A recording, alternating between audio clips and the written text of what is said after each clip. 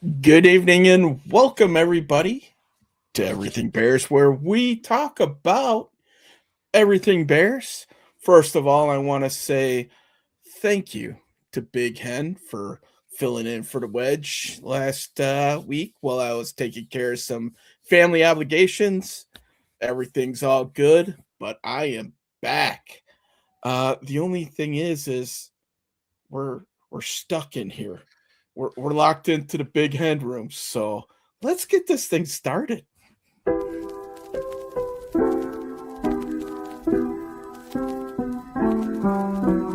Everything bear show, yo, bear down, bear down, bear down, bear down, bear down, yo.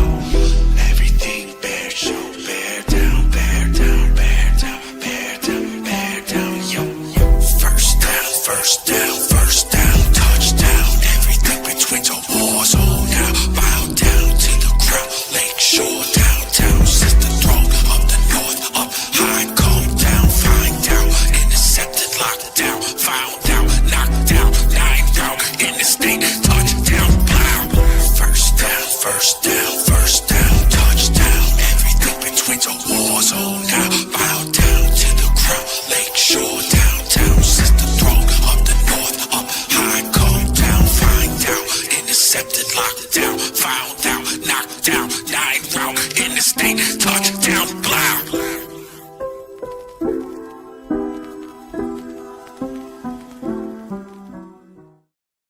Welcome, everybody. Welcome back to the Everything Bears Show, your home for Everything Bears. And oh my, ladies and gentlemen, we hit 100 subscribers. We want to thank you all so very much for following us, showing up twice a week, and hanging out with us. We appreciate. Thank you so much. But tonight's episode, we are sitting on the eve of NFL owners meetings coming up next week.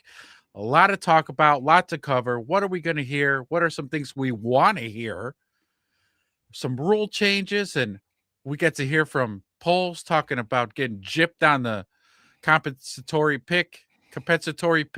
Will we hear some stadium news from Kevin Warren or George McKeskey? A lot to cover tonight, folks. So buckle up, sit in, and let's welcome back Wedge is back. Welcome everybody. Wedge is back. That's right. Give him a round of applause, folks. But thank you everybody again, to echo what Ez was saying. 100 subscribers, first milestone for us. So thank you for everybody who's dedicated or took the time to like, subscribe, ding the bell, all that good stuff. And hey, if you're new to the show, why don't you go ahead and do that stuff right now? We'll give you a gentle reminder at the end of the show. Always. But yeah, a lot of interesting topics coming out for this ownership meeting, man. Some of the rule changes we'll go over.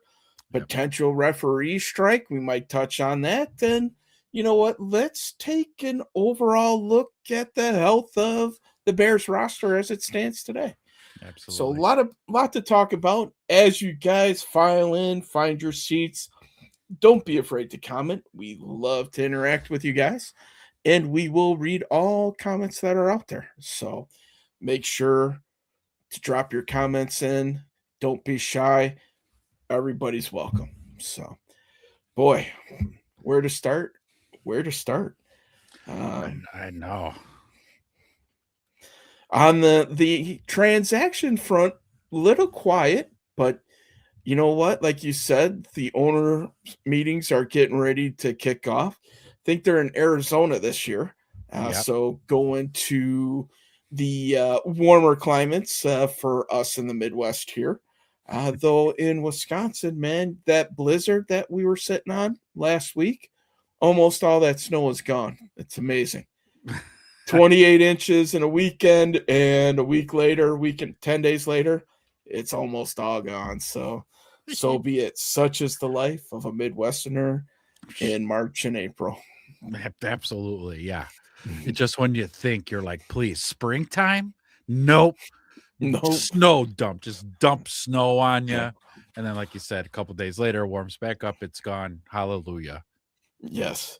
The snowblower got that one final push for the season. She made it, so hopefully we're good for another year. All right, man. Yeah. So, Let's jump into it, huh? You want to start with rules? We don't need no um, stinking rules. yeah, I mean, we could start with rules there. Although I'm telling you, a hot button topic for me is I want to hear, Ryan Poles. So I want to hear about that, what he's got to say about that compensation pick, because number one, we all saw how irritated he was when he was asked about it when it was official that they Yeah. weren't going to get that pick, and when he said, he kind of kicked the can down the road a little bit by saying, talk to me at the owners meeting. I'll talk a little bit more about it then. So it's going to be time to hear what he's got to say Yes. about it. Now, of course, we got to have a little bit of reservation because he's not going to put Roger Goodell on blast and that motherfucker, like he's not going to do that. No. But definitely interested to hear on what he thinks about it because he'd look pretty irritated. So but we can talk about that later as well. I have Kevin Warren and McCaskey talking about the stadium deal, but I think rules might be a good place to start Mhm. if you got them lined up. Yeah, I got them lined up here, but kind of my 2 cents on that too. With Ryan Poles, going to the mat, it sounded like they did it the diplomatic way and they still got shut down. Courtney Cronin, I think, was the one who said they talked to the right people in the right manner and blah blah blah. Sometimes I guess that phrase that nice guys finish last might have applied for this one. I think. I Sure. don't think they raised enough. I think if I was Ryan Poles, I'd walk into the meeting with the T-shirt on the field that says equality in the end zone or in the white stripe and be like, maybe not. Let's cover this up. We're kind of sending mixed messages here, NFL. Just my opinion. And maybe, that's my opinion as a bitter Bears fan who that got screwed out of the compensatory picks, but whatever. Whatever. Right. Ah, That's, again, grumpy ass me was like, we're not getting anything. It's not bro. going to happen. For some reason, the league as a whole hates the Bears organization, and any chance we can get crap put on our forehead, they just love rubbing our nose in it. Right. And that's just another time. Other teams, yeah, you trade away your assistant GM to become the GM, and you get that compensation pick. Not you, Bears. Nope. Not you. No. No soup for you. Bad Bears. Yes. Yeah. No pick for you. Yes. No pick for you. But all right, man. We'll see. When that presser comes out with Ryan Poles, we're all going to watch it, and something tells me there might be some GM speak that will come up on this show after that press conference. indeed, actually, all of their press conferences, we're going to have CEO speak, we're going to Yes. have owner speak, we're going to have coach speak, and GM speak. Mhm. I love it. I can't wait because we've developed a certain skill, have we not? In being able to read the minds of our executives and coaches. And coaches, yeah. Yeah, I think we can put ourselves in their shoes, and we've done quite well in doing so. I think we've done a very good job. All right. With that being said, let's jump into some of these rule changes that are going to be coming up. So, No doubt. Romy's in. Poles and Romy. King. We're at Alabama's pro day today. Yep.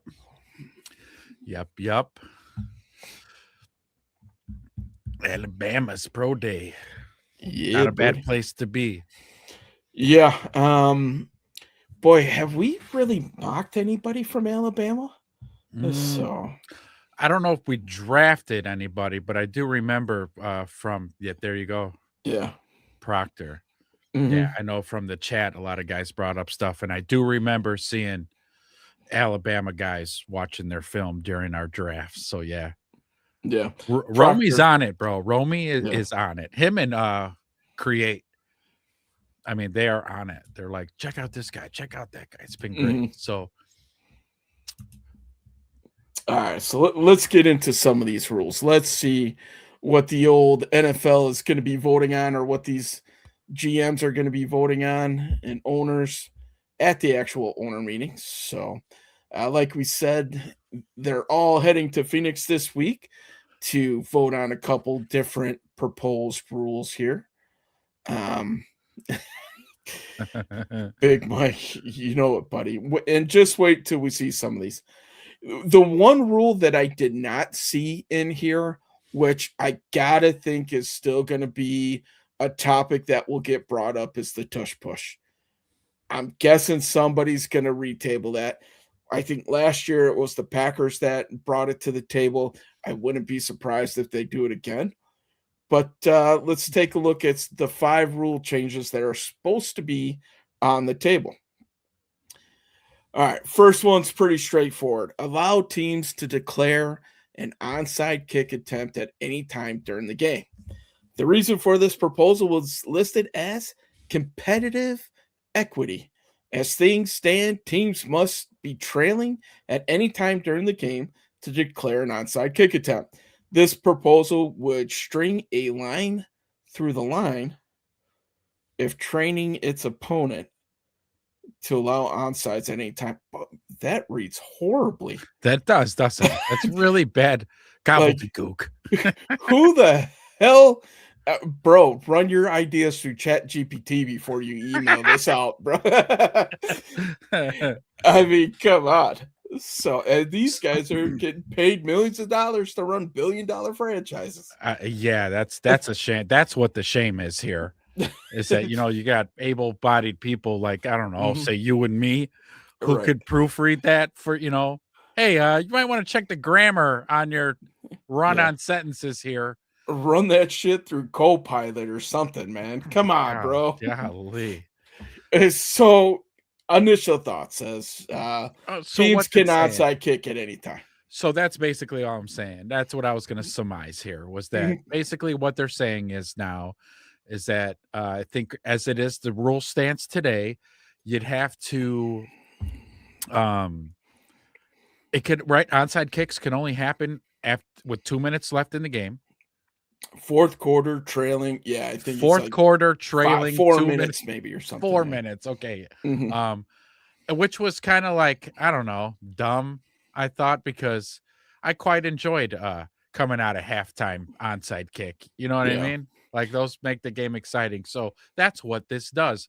However, you have to declare and let them know, which is kind of BS to me a little bit. Right. It takes the whole element of surprise out of the onside kick to do that if you're going to have onside kicks during a game.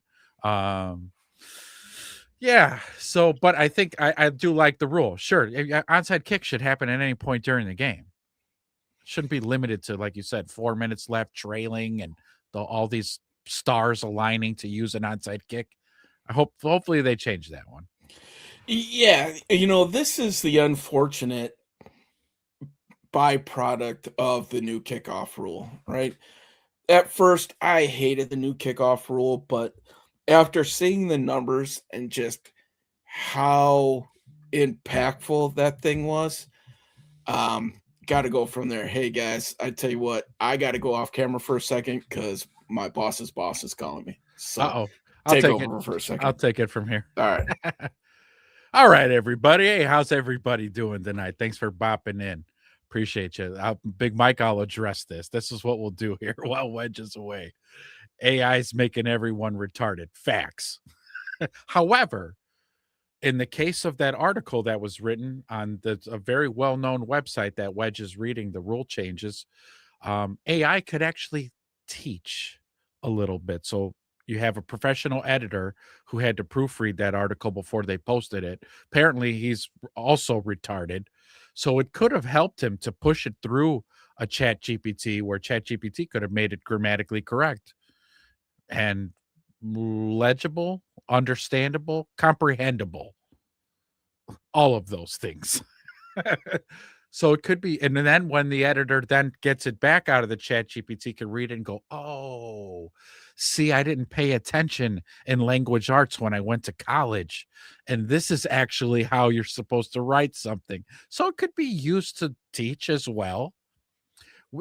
I think where AI becomes a problem is when you become dependent on it. Like, hey, Chat GPT, write this whole stinking article for me. Like, that will make people's brains lazy, and yes, will make people retarded. However, if somebody actually sits down and thinks of the idea, types it all out, maps it out, writes a very good article, pass it through ChatGPT, make sure my punctuation's correct, make sure I conjugated my verbs, make sure, and then the AI could tell you, like, hey, no, you're kind of stupid and you didn't write this quite possibly right. Hey, Wedge is back. Listen, man, it feels good to be wanted when your regional is calling you how to arm an alarm, and hopefully he's not watching because I'm sure Oh, I'll hear about it. Yeah, man, it's all good. Feels good to be wanted. So, or needed, I should say. all So, right. Yep. We were going through rule changes here. mhm. So yeah, kind of to finish up my Yeah, what are your thoughts about the onside kick rule change? sure. Okay. The fact that it's declared, it, whatever, at this point, it's not a surprise anymore, which was the whole fun of the kickoff because you just never know when it was coming. Thinking about that Colts onside kick against the Saints in the Super Bowl, nobody Yeah, saw that coming. Surprise, stole a possession, one of the most exciting special team plays out there, yeah. right? So that eliminated that, unfortunately, the new kickoff rules, but okay. This one really doesn't move the needle for me No, that okay. much. This is kind of the more boring of the rules, in my opinion. Will it probably go through? Why not? Because you got to declare anyway. So I, I'm sure it will become like a 2 point conversion where there'll be a certain time that you'll have these analytics that will come out that says you should onside kick it every time and try to steal a possession, you know. Right. So we'll see. Okay. All right. So next, we saw this next rule quite a bit last year, and I think the Bears took advantage of this in one of the playoff games, eliminating the incentive for the kicking team to intentionally boot it out of bounds when kicking off from the 50-yard line. The NFL is looking to add this new language to the rule concerning procedures for when a kickoff or safety punt crosses the goal line and goes out of bounds or out of the end zone. In either case, if the kickoff is from the 50-yard line and the play results in a touchback, then the dead ball spot is at the 20. So the modifies basically they'll take it out to the 35 like it normally is. So Romy's got some jokes. yeah, I was just reading it. Yeah. I'm not sure I could put the answer on the screen, but Yes, what do but men in a Happy Meal have in common? They both come in a box. Oh, hey, Heyo. Romy. Do-do-do. I like it. I like it. But this kind of joke belongs on the Saturday night show. Romy, you got to show up on Saturday and bring Yes. these jokes. Let's see, Big Mike. We can't have old school kickoffs, but damn it, we're gonna play 20 games and have 10 of them overseas. Amen. So you said the Bears utilized this rule during the playoffs, huh? Yeah, I'm We pretty sure they did. If it wasn't the Bears, it was in some high profile game. So basically, there was a loophole, and I believe Vrabel was the first one to exploit it in New England, and then everybody else, that was in a similar situation, ended up taking advantage of it as well. I was gonna say, I don't. The Bears don't have a kicker that can kick it through the end zone, so there's that. Yes. Yeah. Oh, Still more a sore jokes. topic for me. Yes. It cost us, okay? Like it literally fucked us. All right. Yes. That Like Minnesota game. Not that, I'm hung up on it still, but yeah. like Fucking we idiot. needed Santos to kick the ball out of the end zone. Couldn't do it. No. Couldn't do it. All right. This So one doesn't move the needle for me either. I don't, yeah. but it could be interesting because if I mean, how many kickoffs really happen at the 50-yard line, anyways? maybe 3 or 4 a year. Yeah, you're right. All right. So So it's not going to make that much of an impact, but closing a loophole, I'm fine with that. Okay, you had your one season of exploiting the rule. Now it's closed. Congratulations, you found the loophole. But yeah, we're gonna close that here. yeah. So If I may too, speaking on what Big Mike brought up here too, I'm not fully, and I know we've seen it for a couple years now, the new kickoff rule. I don't love it. I have to say, I don't love it. It's not as exciting as our regular kickoff that we all know and love. mhm. It's not. It actually, there are very few returns. It's even big returns for that matter. If I had stats pulled up, I'd look it up at what the average kickoff return is these days. It ain't shit. Everybody only gets to the 25 or the 30, and that's it. And you're dropped. Yeah. So no, it didn't bring any more excitement. The standard kickoff was the best way to go. But I do understand also on the other side of that coin is player safety, because that regular kickoff is concussion city. Okay, Right. like 50-yard sprints running right into each other. What possibly could go wrong? right. All right. So How I'm okay with, and I believe I've heard Adam Hogue make a great case on this one when he said it out loud and mapped it all out. I was like, you know what? Let's just do that. Like, just fuck the kickoff entirely. How about that? Just no more kickoff at all. You start the ball at the 25, good to go. let's go, huh? As a Bears fan, though, if you think about that, Devin Hester would never have been a name that would be synonymous in the No. NFL. We'd have lost a Hall of Famer there, right? Yeah. So there's times if that kickoff rule was in effect, we wouldn't have won that second Vikings game, With Duvernay's right? big return, right? Yeah. So it would be a shame if we ended up doing that, honestly.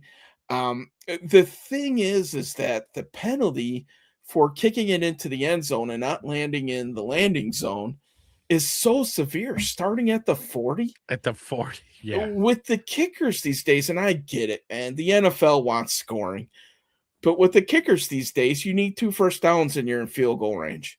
Yeah. Through most of the game, that's not a big deal for me. But when it comes down to the end of the game or these overtimes or whatever the case may be, you're pretty much putting these teams right into scoring position. And that, I don't know, for some reason, doesn't sit right with me. I don't know if the answer is moving it back to like you said, the 25 or the 30, make them work for it a little bit, but setting them up on the 40 Yeah. or the 35, I don't know, man. That almost seems like it's a little bit too much. But It's more than a quarter of the length of the field.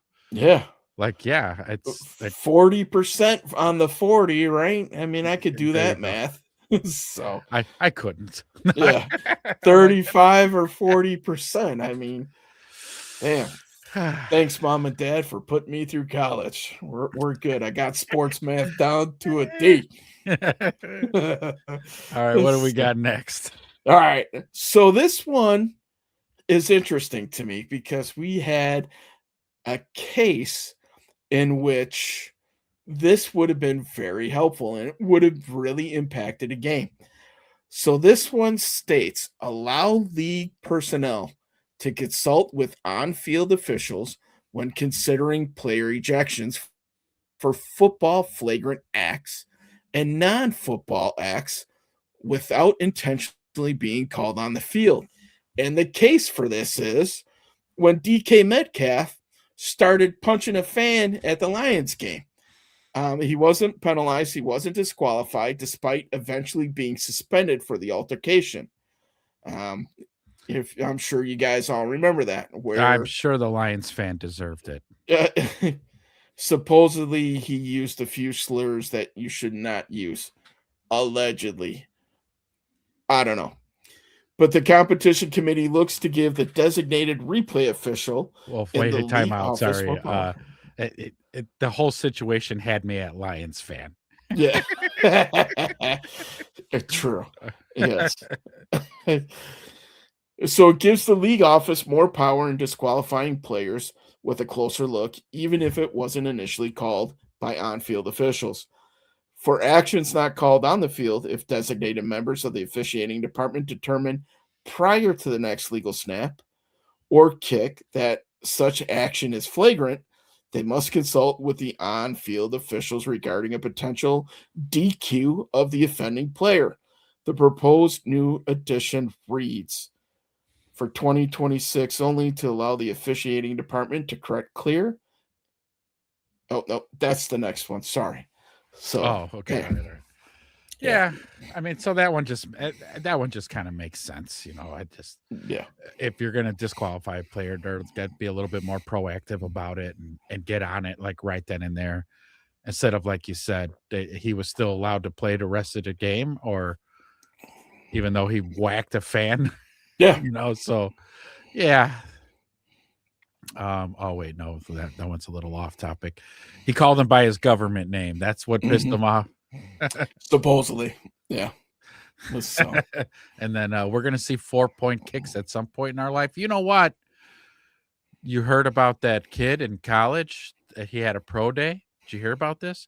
Number one, the guy, oh yeah, so you've heard this then. He's like from 14, Texas, El Paso or something like that. Yeah, he hit 13 out of 14, and the kid kicked a 70-yard field goal. Okay. Yeah.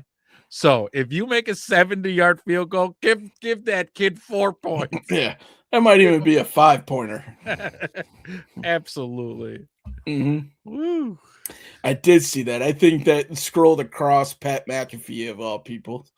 Oh, sure. Yeah. Some little school. Well, I don't want to call it little, but non-Power 5, let's put it like that he was from. I did see that. So watch out for the Bears in the 7th round. You're right. That's who they're going to get. Maybe. I would laugh if the Raiders scoop them up in like the 2nd. So the next Janikowski. Oh boy. I think the Raiders. Didn't they draft Janikowski in the 1st round? Dude, you know what? I'm going to Google it, but I think you're right. Yeah. Okay. Good job. Good job, dude. So. Yeah, here we go. Thanks, Romy, on the 100 subs, brother. Appreciate you. I know you're one of them. So. Yeah, thank you so much, Romy. They did in the 2000 draft, the 17th overall pick, the Raiders selected Sebastian Janikowski, who I'm pretty sure is their all-time points leader, but damn, still, man. Yeah, you don't. Big Mike came in with that one. Yeah.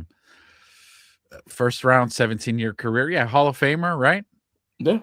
But you just don't do that. Okay, you don't do that. You don't draft a kicker in the 1st fucking round.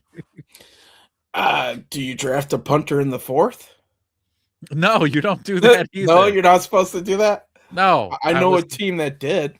Yeah, a very close, a team very near and dear to our hearts. Yes. Right.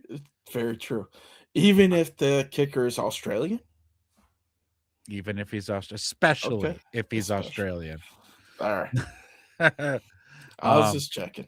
The kid's nasty, though. I'll say that. Yeah. I like our punter. The kid's got a special spin on that ball where he could, make it bounce out of bounds, and it does goofy things, or it could sit. And the guy's, he's got every club in the bag. Right. And so I like him. He can hit that fade, the draw, all of it, right? Yeah. So, yeah. If only he can handle kickoffs, man. I know. Nice. I'm surprised they didn't already kind of try to do that. I don't know. And maybe it would give him the yips for punting. I don't know. Who knows? Yeah, you're right. Could. So when I look at this rule that we were talking about, I instantly go back and think about Jalen Carter was spitting on somebody. And I'm like, okay, he got booted out right away. And immediately. I think the difference is that was on the field versus before. And for Jalen Carter, what's up, Eric? I think the difference is that was like before the first play of the game, and it was officially officiated at that point, versus DK slugging the dude in pregame. I'm pretty sure it was pregame that he punched that guy in the stance. It wasn't during the game? No, I think it was pregame, man. Let me just jump back up there because I thought it I talked just about it, assumed but that nobody, like the officials, couldn't see it because the officials are officiating a game. They're not looking behind the team's benches. yeah. And here you got this asshole fucking around with a fan sitting in the front row. The officials, they don't know what the hell's going on. That's a security team matter at that point, not an on the field thing. Go ahead. It does say that it was during the game. That's what I had thought. Yeah. Yeah. So sometime during the game, he went and knocked that dude out. So I don't know. One of those crazy stories from the NFL this past year. Well, dude, I mean, like, I don't know. I think it's kind of like one of those societal issues, if you will, where both, because I'll blame the fan just as much as the player here. Have some respect. You can bust balls and do those types of things. That's what you do at sporting events.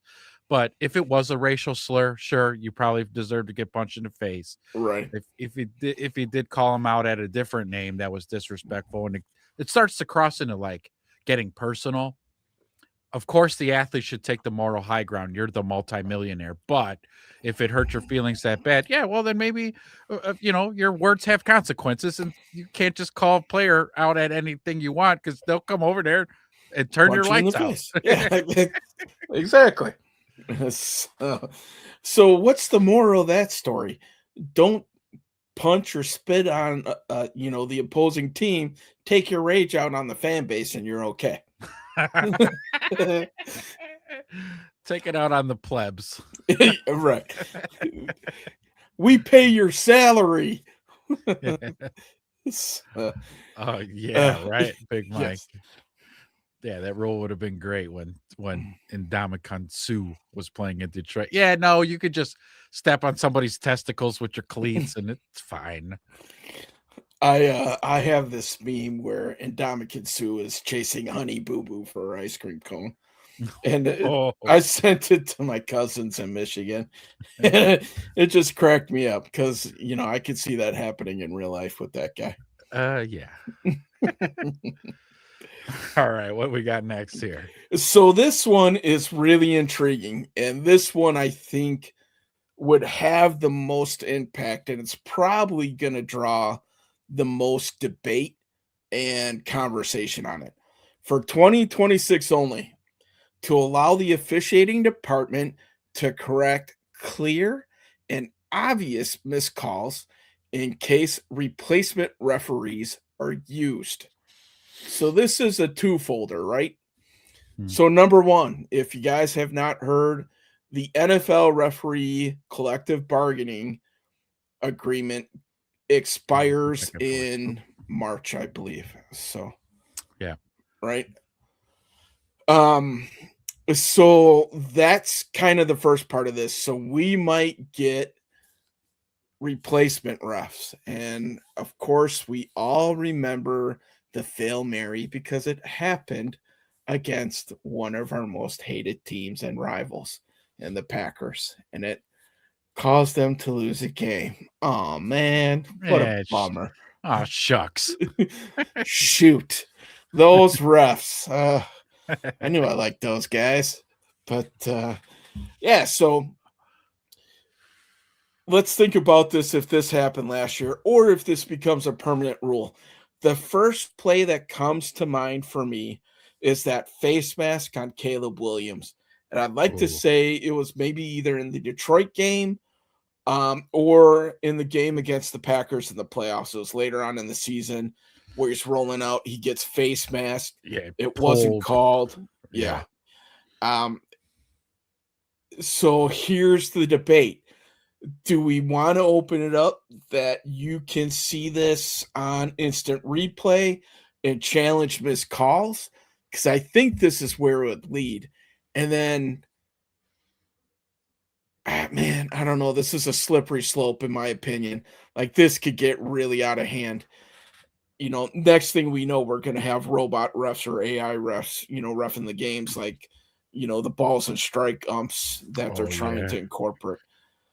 So this one is kind of scary to me. So this would be basically a tryout under the guise of replacement refs for it to become a permanent rule when the actual refs are there or going forward.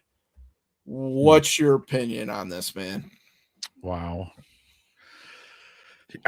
You know what? I can make a case for both sides. I mean, I really can. The refs are abysmal. I don't trust the refs, and that could be, again, my conspiracy side of my brain, where they're in on the points fixing. So, like, when you start to see like mysterious calls, and you're like, wait, that wasn't fucking DPI. What the fuck you throwing a flag there for? Oh, well, because the spread's only 3, you see, and we got to keep this game a lot closer. So you see shit like that, missed calls like the Caleb incident that you just mentioned. Like, nobody even threw a flag, and he clearly got face masked. I would have liked to have seen that, reviewed and go, oh yeah, that was a face mask. Throw the flag, give the Bears their 15 yards and their first down. However, yeah, I don't want AI and bots watching the game and calling penalties and this, that, and the third, when you've got the human nature. It's the refs. They're out there, they're doing their best. A lot of the refs do their best. They're pretty good. And I tell you what, I wouldn't mind seeing like a test run, if you will, or a hybrid system where, say, this season, if they agree on this, the refs are still calling the penalties and whatnot, but they're assisted, which, again, this is where that AI thing comes in, as an assisted kind of thing. Like, hey, there was actually 12 men on the field there. You guys didn't catch that, but AI did. So do you throw a flag on that or not? Like, yeah, you try it. And I will say this, the scope is narrowed on this proposed rule. So it says that this change would allow the officiating department to assist on-field officials with penalties called for roughing the passer, intentional grounding, and an act that would result in the DQ of a player had the related foul been called on the field. So I'm guessing like targeting and all that as well. So, okay. That's how I read into it. Well, so create, like I just mentioned, man, the refs are good, but I think a lot of, you could probably, if the FBI investigated them, they're in on the point shaving. Okay. That's why Las Vegas gets the fucking spreads right week in and week out, because right, how many times do Chiefs get calls? Did the Packers get calls? Are you seeing like these phantom penalties happening where you're like, wait, that wasn't a fucking pass interference, or that wasn't a holding, and that wasn't roughing the passer, that wasn't a, and you're like, what the hell's going on here? That's just me, because my brain works that way. And getting paid well too. Yeah, them guys get paid pretty damn well. Eric, let's relate it to the Bears real quick, right? What's up, Henrock? Again, thank you, buddy. Yep, road to 1 million. But congrats on getting 100. Thank you, sir. If at the end of the show, I don't know if you caught the beginning of it, when the show's over, go back to the beginning, and we thanked you. We gave you the homage, brother. We did. So, reading further on this, well, before I get to that, let me finish up my point here. Look at Big Michael. Holding number 47 defense, brought to you by Pfizer. All right. Cha-ching! As you see virtual dollar signs rolling down the screen. They will make those transparent graphics. Yes. Well, they'll bring up a Pfizer, or the flags that they throw will be Pfizer. Blue flags. Yeah, they'll be blue flags. Okay. All right. And it would just be stiff. It would just be one stiff blue flag. Like almost like a yard dart, the old jarts. Oh, God. All right. Sorry, Wedge. I didn't mean to cut you off there. Go ahead. I'm trying to make a point here, guys. Come on, man. Great comments, though, by the way. So the play that relates to me the most is how about Booker's hit on Jordan Love, where Ooh, Jordan Love dropped his head. As Bears fans, we're all like, come on, man, he dropped his head, right? As we're cheering. Yeah, yeah, but do it again. right. So So wait, wait. Are you saying? Are you saying that was a flag? Oh, well, they flagged it on the field, so the NFL said it, or the ref said it was a flag. oh, they did. I didn't think they Yeah, threw a flag on that one. yeah. Oh, They they threw the did. flag, yeah, for roughing the passer That was no on that. fucking penalty. That was come on. He lowered his head. He saw the thing, Eh, the impact coming, and he lowers his head. if anything, if he didn't get knocked the fuck out, he should have been thrown out of the game for targeting. He's That's what I'm saying. We made that forcible case. content with the crown of his helmet to Austin Booker's face mask. That's what it looked like Right. to me. He was trying to kill Austin Booker. Agreed. Should've been I'm thrown in the right same out of the camp game. that you're. So, but it does also say in here, so I called out some of the scope, but it also says that it can assist with fouls called on the field if there's clear and obvious evidence that suggests that it might have been the wrong call. This change would allow officiating departments, let's see, might be wrong call. Penalties included in this are the face masks, roughing the passer, Austin Booker, intentional grounding, horse collar tackles, illegal contact, pass interference, Oh.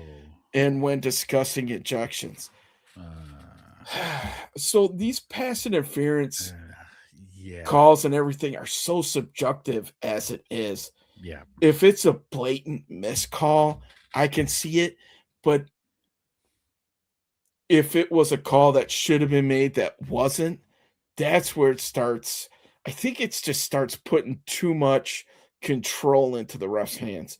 Like you were saying, we don't want to say that the NFL refs are the NBA, the new NBA refs, right?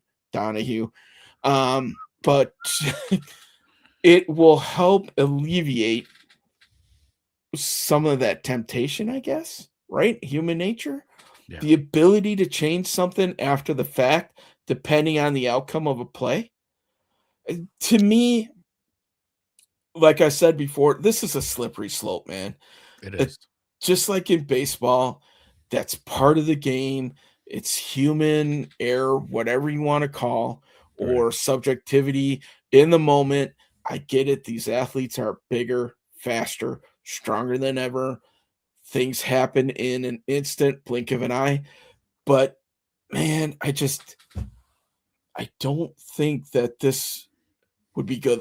If you're gonna test it out, do it like they did everything else. Test it out in the XFL or whatever it's called these Oh, days. there you go. Yeah, In the the Rocks League. USFL. Yeah. Right? That's where they tested out the kickoff rule. They had True. them run it, right? Very, very I'm true. sure they threw them some money. Hey, run this. Let's see the injury numbers and go from there. Right. And they might even have some of that. I'll be honest with you, I don't follow that league at all. But Well, so when it comes to intentional grounding, they'll throw the graphics up and pause the all 22 and show you the tackle box, whether or not the quarterback was out. So kind of, sort of using at least graphic aids to help with. Yep, you see that he was still inside the tackle box and he threw it to where nobody was at. Intentional grounding, So, but to have full on no human refs on the field, I don't know about that. Hey, do you guys have all access to the locker room? We do, Henrock, we do. We got our credentials. When I was on, I was transmitting from a basement. I need to get my press credentials. Yeah, I mean, well, we put your application in at Hallis. We did put them in. We said we got a new guy. They got to vet you and do the whole background check and stuff. But as soon as we get that paperwork in, allegedly somebody's got to quit. So we've been working on Courtney Cronin for you for quite a bit. So been chipping away at Courtney for yes, about 6 months now. Yes. Pickles, anybody? Courtney? So I don't know, man. Just like in baseball, let the refs or umps do their thing. It's part of it. you got to trust them. I wasn't a huge fan of the microchip in the football. That one I could kind of see because it's first downs, the chain gang, everything else, but that's all part of it, man. It's what we grew up with, right? Yeah. That's the true nature and how this game was. Keep some of that alive, man, right? Like, So I am a purist in that sense, because that Mhm. there is some sentimental value when it comes to that. Let's preserve the game. Of course, you think since 1901, refs haven't been getting calls wrong? They have. right. So there's no need to think like we're going to make the game better by incorporating this whole, and I hate to get all Alex Jonesy on a bear show, but the technocracy of implementing humans with cyborgs and making computers and putting chips in our heads, and like we don't need to incorporate too much technology in the game. Let's just keep this very 1930s. Yeah. That's Please, Big Mike. come on, man. Dude, I tried getting with Cream. Cream's in the big time, man. He's the guy who keeps Hal's Hall spotless. You could eat off the floors in these locker rooms here at Hallis. Yeah, the carpet looks pretty good in here too in the locker Yeah, room. So that's Cream. That's You did Cream a good sleep, job. baby. They're gonna let that old building rot. supposedly, no matter where the Bears go, they're keeping the headquarters at 1920s. So Soldier Field, it wouldn't be the Bears letting it rot, man. That's the Chicago Park District that would let it rot. That's whose problem that becomes. Right, exactly. So more power to the Park District in the city. The frogs make the Packers gay. But there's a lot of, they should test the water levels in Green Bay. You got to watch out for that atrazine. Mm-hmm. Yeah, and if you've seen that river that dumps into Lake Michigan there, you'll know why. I just drove over that the other day, Friday, as a matter of fact. Lovely view of the Bay of Green Bay from Lake Michigan there. So Is it really green? It's interesting, man. It doesn't look like the lake down by us. That's for damn sure.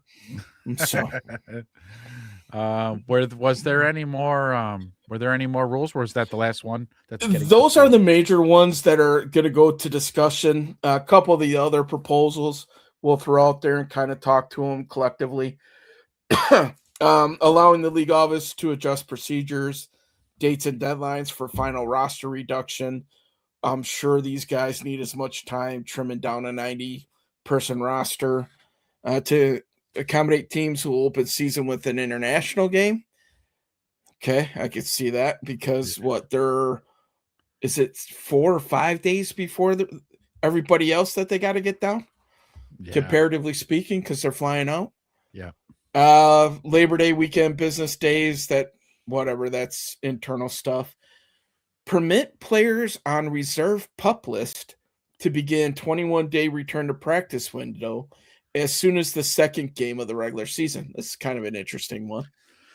And as much as in last year, as many players we had on that list, yeah, this could affect the Bears. Or, coming out of preseason with all these injuries, such as TJ Edwards, Ozzy, though we don't think he's going to be there for last year. Yeah. Yeah, I mean, normally the rule states, I think right now, that they have to wait until week 4 would be the earliest if you designate them on the PUP list before that they could come back. So that cuts it down 2 weeks. I'm all for that because if these guys are good to go, why hold them out, right? We pay good money to all these other paywalls to see these players play. Let's get them out there earlier if we can. I'm all for that. The Steelers propose to make 5 permitted video calls with unrestricted free agents when the negotiation window opens. Okay, cool. Great behind the scenes stuff. And this one, we talked about this last year. Let's talk again. Yeah. The Cleveland Browns propose to allow teams to trade draft picks up to 5 seasons into the future. The current limit allows teams to trade picks for 3 years. Woo!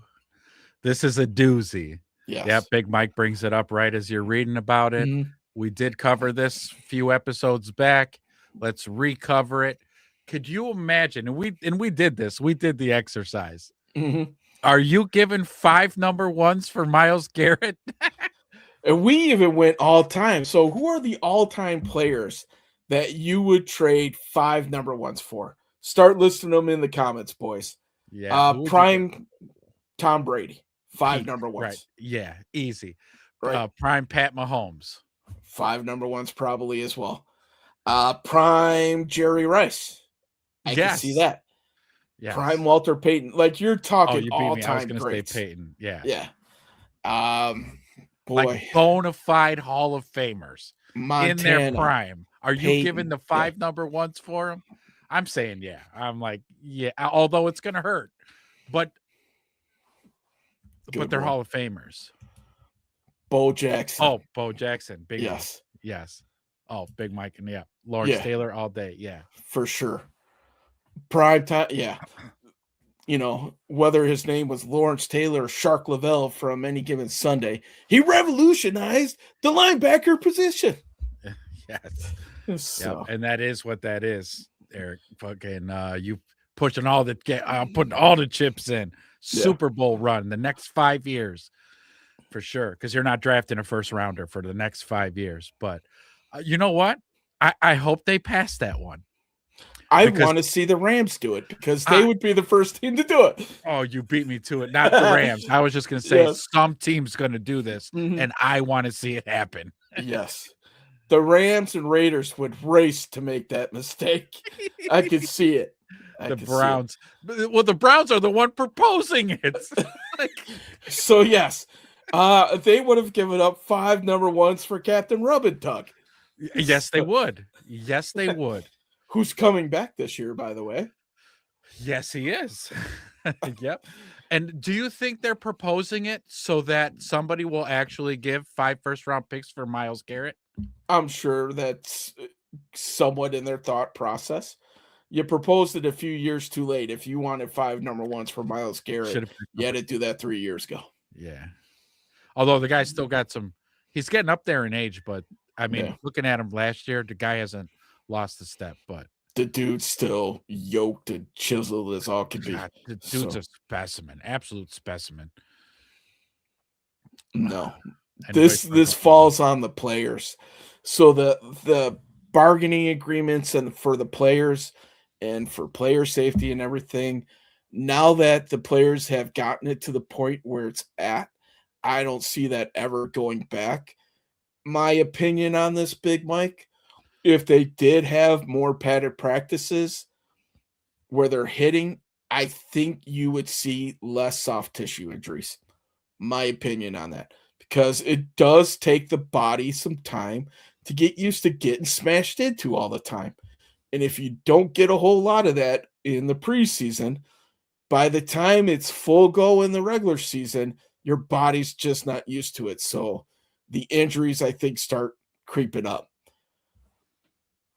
I can make a case for that all day long, but if I was a player, I would definitely not want to move on that because it's their bodies they're putting on the line. You're getting surprise retirements already, a la Drew Dahlman, right? Yeah. So, and that's with the rule changes. Made me all sad now, bringing up Dahlman, like, damn. Sorry. I'm sorry to rip that wound open already. It's a little bit too soon. It was still scabby. Yeah. Like it hadn't even fully healed yet, and you just ripped it right off. Damn, man. But that's okay. We're all right. We got Bradbury. We're fine. Mm-hmm. We'll be okay. Newman. Yes. A draftee, most likely. So. Yeah, people get hurt at practices all the time too. Yeah, we had a few players go down in pregame warm-ups. Rome, Kyler. Yeah. Yeah. No surprise on either of those, right? No.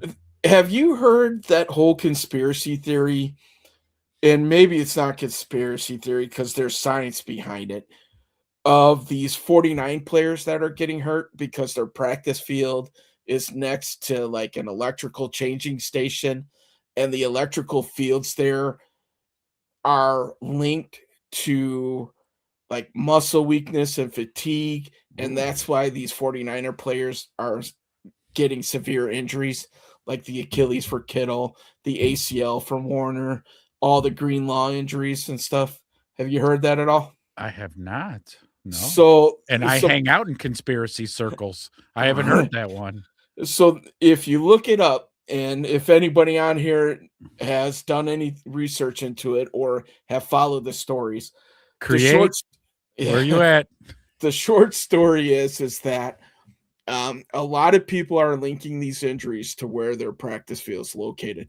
So the 49ers have actually launched a study into it to see if that could be a realistic thing, and have been contemplating in moving their practice field.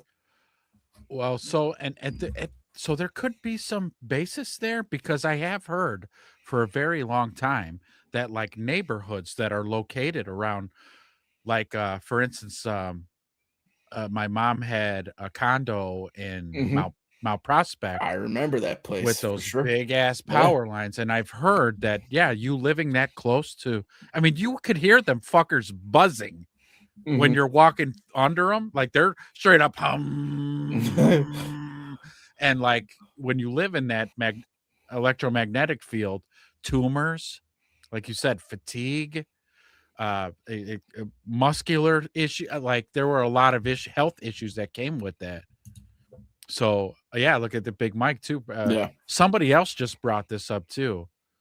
Oh, it was Eminem talking with his daughter, Yes. Yeah. saying like, "Don't wear those," because Bluetooth. Because he even said, right? Caleb said, "Oh, I wear wired ones because I don't want my brain scrambled, Mhm. like from the Bluetooth Yeah. signals." So there's something there. You know what? San Fran needs to look deeper into that. They might want to bring in an Alex Jones or somebody, or get a doctor, independent scientists to study. Don't get your status quo, because those on, again, taking big bucks from big energy companies, they'll come and tell you, oh, there's nothing wrong with living next to a power plant. Yeah. A switching station. I mean, so what Yeah. if there's arcing energy going Yeah. across there? Just don't touch it. Three-eyed fish in the water. Just Yeah. stop it. It's the old, adage or burn for the dumb kids, right? Do you eat paint chips where you're little, or did you live under power lines, right? I mean, so that came from somewhere. It came from somewhere. Yeah. No doubt. Oh man. All right. So those are some of the things they'll bring up at the owners' meetings, but how excited are you, Wedge, to actually hear? I'll give you my level of excitement after you answer. I mean, because we're gonna get doused. Okay, there's gonna be, it's like the Super Bowl again, where all the media is gonna be there, and they're talking to GMs, head coaches, owners, CEOs. Are you excited to hear from these guys about, what they're gonna tell us, or what little nit things we need to pull between the lines? Right. Yeah, 100%. I mean, the fact that Jerry Jones is going to be there is going to be pretty much all the entertainment that we're going to need. He has the, capacity to just say some of the stupidest shit that I can't wait to hear. He's going to be the running joke. I'm also kind of interested to see how much stadium talk gets thrown out there for the Bears. Yes. How much of a rampage polls goes on, like we talked about before. Yep. Let's see it, man. I can't wait. And then in this time of year, when there's really not a whole lot going on, let's Yeah. bring it on, man. Any little bit of content we could get, let's go, bring it on. Seriously, yeah, I'm gonna be a bit of like a, oh God, what did Ben Johnson say? How many interviews did he do? I'm gonna watch all the interviews, because he's gonna do interviews with Chris Sims again, and he's gonna do interviews with all the Chicago pundits, and then and then there might just be he's going to be on Rich Eisen, and then so is Poles. He's going to make his rounds, and then we'll get our nice little snidbits of Kevin Warren and McCaskey. You know, I'm not sure that's true, Henry. It's only if you touch them. Everything gets stiff at that That point. would be the thing. You can't live near. It might actually hurt ED, but if you Right. grabbed one of them, Yes. you'd probably be good to go. I'm rocked. Great comment though. Quick, I got 3 minutes for the square off. But yeah, like I'm super excited. I can't wait because I do want to hear some stadium business. I want to hear it from them. That's Yeah. the thing. You could hear from David Kaplan, and you can hear it from all the pundits. I want to hear it from Kevin Warren. Damn it. And they're going to have him right there to ask him. He's going to do these sit downs. So he's going to get to say something. Give me something. Yeah. Big Mike. I saw Ben Johnson at the Hawks game and immediately went into it. Yeah. Yes. Like I saw the footage on Twitter and I was like, oh God, it's Ben Johnson. Oh God, just put it right in my arm. Put it right in my arm. It's Ben Johnson. Oh God, I can't get enough. So you guys out there as Bears fans, are there any other sports teams in the city that help carry you through? Like up here, the big joke is, well, the Brewers are on to get you to the next Packers game. Yeah. Do you guys follow the Cubs, the Sox, the Hawks, anything like that? Bulls. We'll throw basketball out there, though I'm not a huge basketball fan. Yeah, well, and the Bulls are just terrible. Yeah. That baseball starts when today, tomorrow? Yeah, opening day is depending on the team in the next few days here. So PCA signed the extension. He's supposed to be here with the Cubs through 2031, which Caleb Williams commented on. So yeah. At this point, man, we got to find the tidbits to hang on until September. Oh, so far away. I know, dude. But it's almost like it kicks off. Like this is going to be a real slow spot because after the draft, I mean, rookies show up to Hallis. Mm-hmm. They got to start their regimen. And what I've been hearing actually, because again, who did I hear? Oh yeah, Deion Miller. Caleb is like, oh, he said he's at Hallis Hall. This kid's at Hallis. It's off season. He could be in France. He could be in wherever. Now he works out in Florida. He's got his house in Los Angeles. Mm-hmm. But all these signings that happen, he goes to Hallis. He's at Hallis. So the safety was doing an interview. Kobe. He was interviewed outside of his formal press conference at Hallis. He was interviewed, and he had said that, yeah, the second that the trade was done, the very first phone call he got was from Caleb. Man, that just makes my heart happy right there, man. Yeah. As it should be, right? Caleb, for sure, in this offseason, has established him as the alpha leader on this team, I believe. Yeah. And that's how it should be with your QB, right? QB needs to set the tone. And that was something I was worried about with Caleb. I wasn't sure if he could be the dude that way. Like his play, he could be the dude. But can he be the dude in the locker room, the leadership? Wasn't sure about it, but man, it's coming to fruition quick. Yeah, no doubt. I mean, and he was telling Kobe things like, hey, man, we're the youth of this team. We're the foundation. Our success is going to be through us. And so he's hyping him up and kind of letting them know, like, you're going to be a pillar on that defense. So, very excited. Just screams leadership quality, doesn't it? Big time. To quote Eric, who I know. So we have an inside joke, right?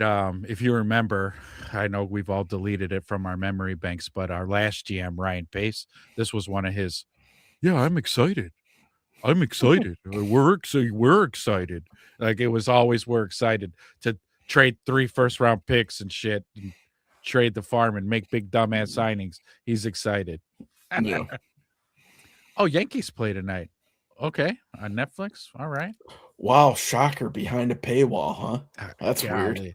It's getting out of control. Yeah.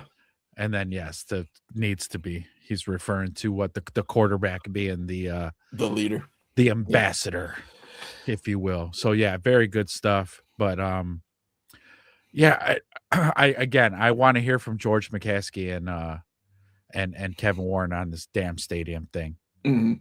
You know, I think I'm blaming baseball for this whole paywall thing.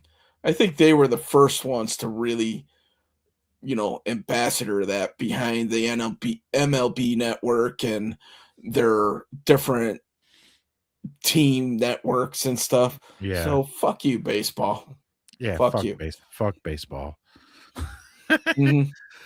They're gonna lock out next year anyway, and unfortunately, I don't know how baseball will make it back from another lockout. To be honest with you, I don't know how baseball's so profitable. And nobody in America likes baseball anymore. Okay, let's just get to the. Japan loves baseball. South America loves baseball. That's about it. Okay, hmm America has lost its faith in baseball. A lot of people have dumped that sport, just like a lot of Americans kind of dumped the NFL too. yeah, They really have because of I don't know, social justice issues and all that other stuff. Really chased a lot of people away. Not me. I love football. yeah. You The could, Shield is still out of all the major brands. The Shield is still head and shoulders above all those it by is. far. Yeah, So, it's the damn it it's it is the greatest sport on earth. It is the greatest team sport mhm. in sports. Period. 11 guys acting as one. Like it's beautiful. It's violent. It's it's a beautiful sport. Men in Yep. tights tackling each other. Huh? Oh. For me, hockey is second with that for those exact reasons. It's violent, it's fast, and it's continuous. Yeah. I think in terms of continuous play, hockey actually beats football that way. And if you go to a game and watch hockey, you see all five players moving as one, and it's a beautiful thing. It's a lot different than when you watch it on the TV. You can see it a little bit, but when you watch it live, man, that's why I love hockey. Hockey is my second sport. I want to see somebody losing, spitting chiclets in the corner. That's So cool to me. yeah, so hockey's a fun sport. Eric, everybody forgets Dominicans. Let's see. You have to pay to watch the Hawks and the Bulls. Fuck that. I watch the Bears on an antenna, hitting the side of the bang, bang. Come on, Get the aluminum foil. Put them on these damn bunny ears. Get over here, kids. Stand right next to the TV. Half step to the left. Perfect. Don't move for 2 hours. Where's baseball getting all this money to give these? I mean, baseball players have enormous contracts. Well, that's one of the reasons why they're going to lock out. Not that I want to take a huge baseball tangent, but let's do it. Yeah, we're here. Yeah. So the reason why they're going to lock out is they want to put a salary structure in there like the NFL has, where you have a salary cap and a minimum spend. So you can't have these mega teams like the Dodgers who have 4 players making $2 billion, where you have the Pittsburgh Pirates where Shohei Ohtani's contract is more than their whole freaking team. Yeah. Right? And the Dodgers, it will stop people from trying to buy World Series. And you know what? If you have the money, do it. I guess. The Yankees, the Dodgers, the Cubs are in there. They have an unlimited payroll, though Ricketts is a little tight on his wallet. But, so you literally could go buy yourself a World Series. And is that good for baseball? Would it be good for the NFL if these big market teams could spend whatever they want and get all the best free agents and sign these mid-level players to huge contracts to keep them from going to help other teams? That model just doesn't work for me. Yeah, no, I like salary caps because it keeps everything on the level. Yeah. Everybody, here's what you get to spend. Build a team on that, make it happen. So then there's it's like a game within a game. Mhm. You know There's what I mean? strategery with it, right? There's strategery, hey. Yes. And invented a So word on the show. that's right. So there can't be no polls playing possum for next year. I see you, polls. You ain't getting by everything Bears. We see you. We know what you're doing. Yeah, I'm surprised nobody brought that up because somebody was talking about that the other day. I heard on the radio. So they were talking about, you heard what's his face say, Shefty said, "Oh, the Bears are broke." It's like, no, we're not broke. No team in the NFL is ever broke. Right. Okay, if you're tight on cap space, these guys can work miracles, restructure contracts, extensions. They can work the contracts around and then make more money out of thin air, if you will. But nobody brought up the fact because we haven't done it. Yeah. Nobody brought up the thing that we brought up. Like, yeah, no, they didn't do it because they don't want to keep the fucking guys. Okay. Mhm. Like, let Montez Sweat suck again this year. Or I shouldn't say suck. Let him be not worth the money he's getting paid again. And he's gone. Yeah. Okay. Just like Tremaine was gone. Get out of here, Tremaine. Save us some money. You're out of TJ here. Edwards this year too. Could happen to TJ. Mhm. Well, who's the other one? Dio Adengbo. You're another one. You're out of here. Nobody's gonna be that dumb to take on even a motivated Dio, unfortunately. No. Yeah. That's all. Was all word. All this. This is a motivated Dio. Mm-hmm. Big Mike saying, I like what the Dodgers are doing. They have fans in the stands, great sponsorship, great marketing, and they pay their players. And violence aplenty outside the stadium. Yes, and inside for the most case. Wear a mouthpiece to the ball game. Dodger mouthpieces. Pre-molded. Yeah. Good times. Good times. Okay, so talked about the stadium, listening to the CEO and the owner. Now, I want to hear from Ben Johnson because probably Ben Johnson's going to be asked probably about a plethora of things, some of these rule changes, and then basically probably there's going to be a lot of draft talk. This is what's going to excite me the most about any words coming out of Ben Johnson is give us some hints. Give us some hints of what we're doing in this draft.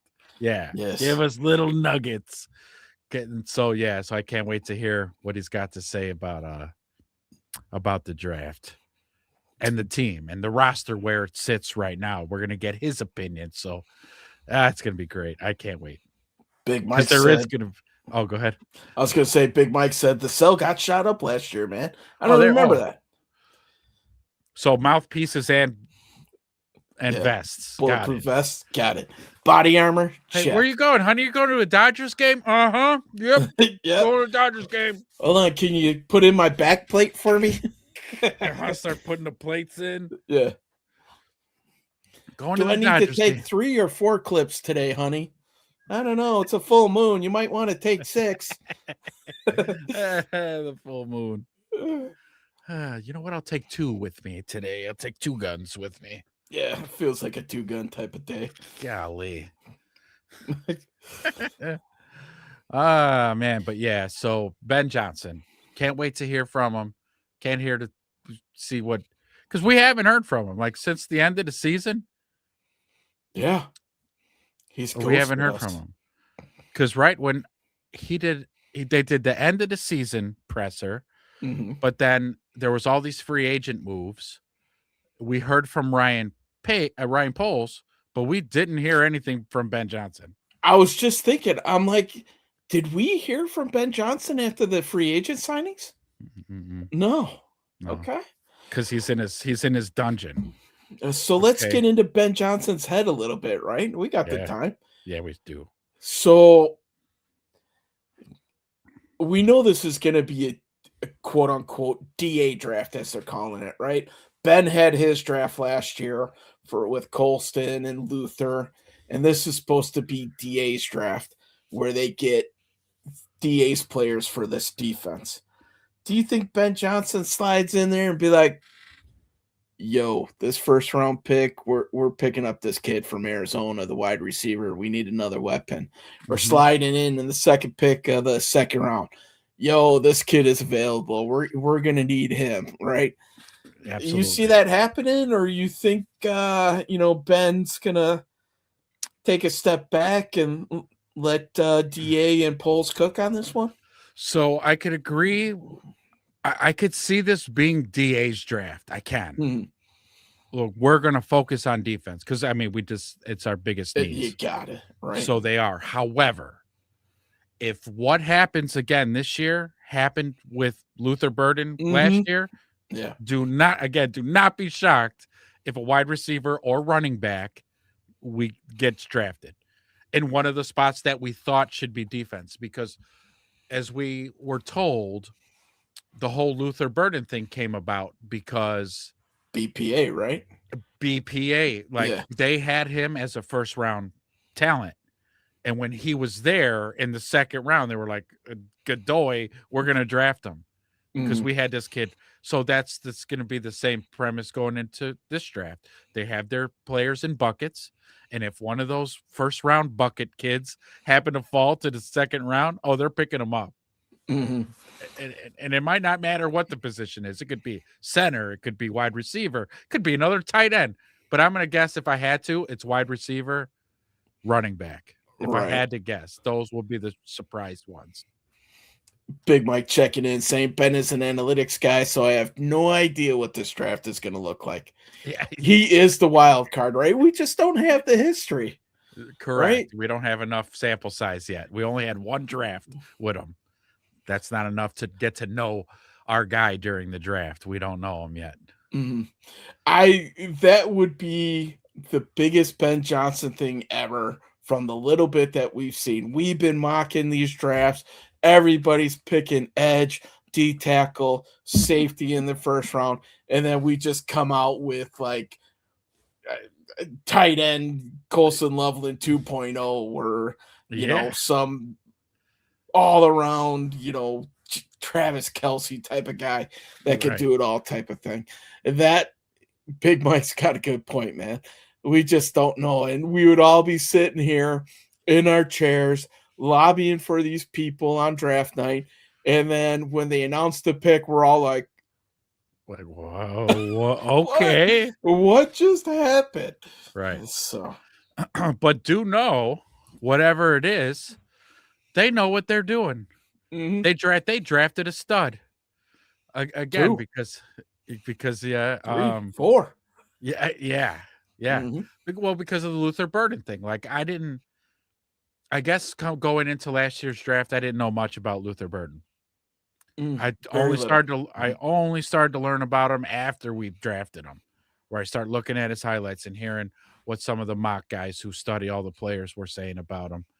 And then obviously getting to see his play on the field where I was like, oh yeah, no, that pick made total sense. Mhm. You've got my support. That was very good. And yeah, Colston Loveland was everybody's said it. Poles, Caleb, Colston Loveland was a home run. A home run. This kid's a fucking bona fide stud. Mhm. I knew a lot about Colson Loveland, obviously being a Mich- Michigan fan. Yep. I knew about Benungai as well because watched him play against Michigan.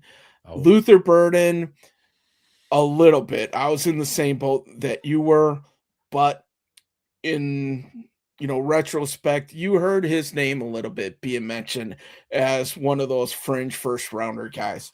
And when the Bears picked him up in the second round, I was still a little bit shocked. I think, we were still looking for defense at that point. But they picked him. It turns out, man, that gave him ultimate flexibility and just another huge weapon at the disposal of this offense. And we didn't know what this offense was going to look like, but tell you what, it looks a hell of a lot better with Colson Loveland and Luther Burden in it. yeah, big time.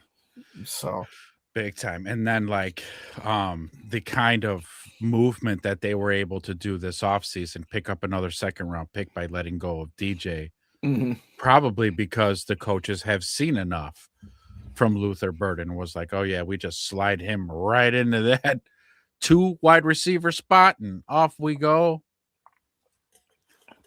It tells me too that they have a lot of faith in Rome as well. So I think they have a lot of faith in Rome. What's her name brought it up? Dion Miller listening again. I was listening to that this morning. She had said, like, when the players were packing up their lockers and they got to speak with the players as they were leaving, Rome had already had his exit interview with the coach and Poles, and I think we all could see it too, because we all saw some snippets of him. He looked like he's pissed off. He was not cheery leaving, and I think maybe Dion Miller might have brought up a good point, saying that that meeting might have been a little bit rough on him, where they had said, next season we want a huge jump from you, like big time. Like, you're not having a repeat of last year. You need to make a big jump here in this offense. And so I think he got a little bit of a fire lit under him.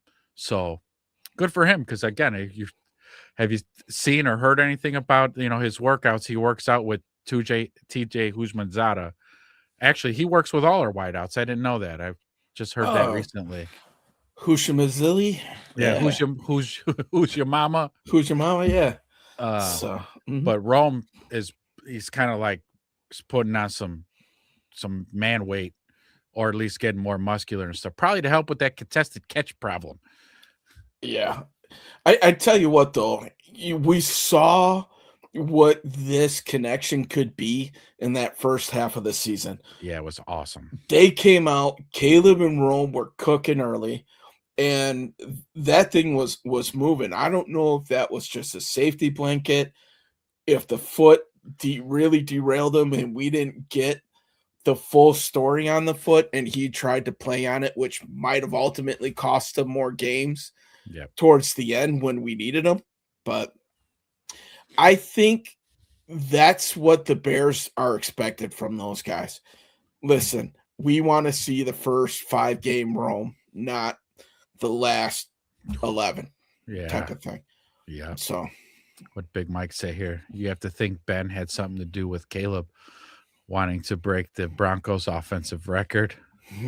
Of course. Come on, man. Yeah. How many touchdowns did Pate throw that year? 51, 52, something like that? Something crazy, yeah. I have not seen this video yet. Stevenson put out a video today. Old Tyreek? He better be putting out some videos. He's this is a contract year for him. This is a prove it year for old boy here. Big prove it year. And he's got a lot of talent nipping at his heels on this roster. He's going to have Terrell Smith. If God forbid we draft somebody. Saw Frazier. Saw Frazier. You still got Kyler. You got Jalen Johnson. Yeah, there's still people there. I do think they'll end up getting corner. The free agent that they signed from Buffalo. Oh, yeah. I don't think he plays the outside as much. But this, I'm going to be curious to see what they do with that DB room and see if anybody who's on the roster is going to show in preseason at the safety spot, whether they draft a safety or not. Are one of these guys, because I can't imagine that the plan is rolling into next year's season with, you all right there, bro? Yeah. Okay, good. I can't imagine that they roll into next year's season with Kobe, Elijah Hicks, and the kid from Buffalo as their 3 safety options. There's no way. Yeah. Even if they draft a guy, I still think that there's going to be one of those guys that they will hybrid over, whether it's Kyler Gordon or Stevenson. He's got the body type for it. I can see Stevenson being a fairly good box safety. He's kind of got that bigger build. He does. I don't know. I do like him too. I will say I am a fan of Tyreek Stevenson, only because, will he get some DPIs for sure? But he's sticky. Like, he's handsy, he's physical and on press.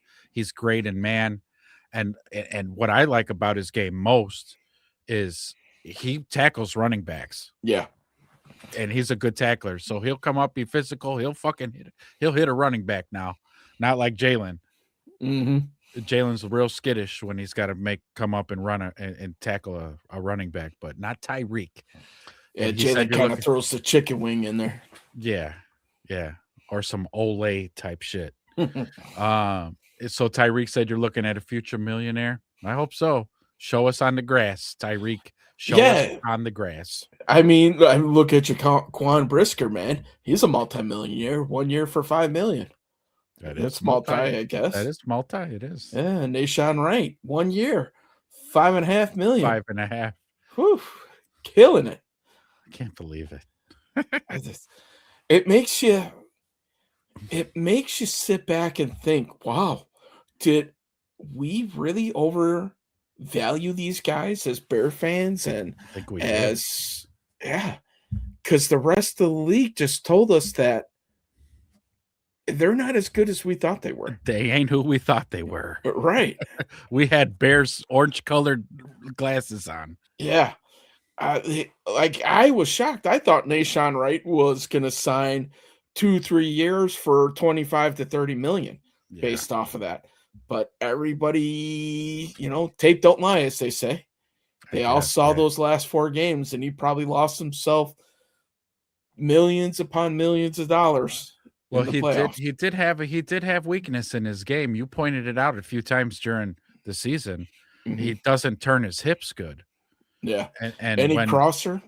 Yeah, and we saw it, right? We saw it on the field a lot where he was getting toasted on that type of stuff. And other teams saw that. Mm-hmm.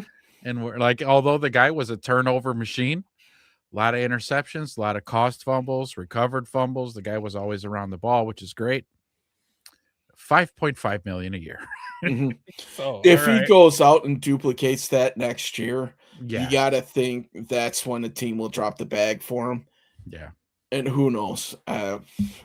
If he knows that's the weakness in his game, then he can try to fix that. Mm-hmm. Is that fixable at this point in time? He's a big, lanky, rangy type of guy. Yeah. I don't know. He could. He might be able to work on dropping his hips a little bit and a technique. He could work on it. Will it help? Well, I'll be rooting him on, though. I'll be cheering for sure. For sure. Brisker, too, right? Oh, him, too, yeah. What would really, disappoint me with Brisker if he goes out and knocks himself out in like week 1 or 2. Yeah. For the kid's sake, man, I hope he stays healthy. He finally strung together 17 games last year.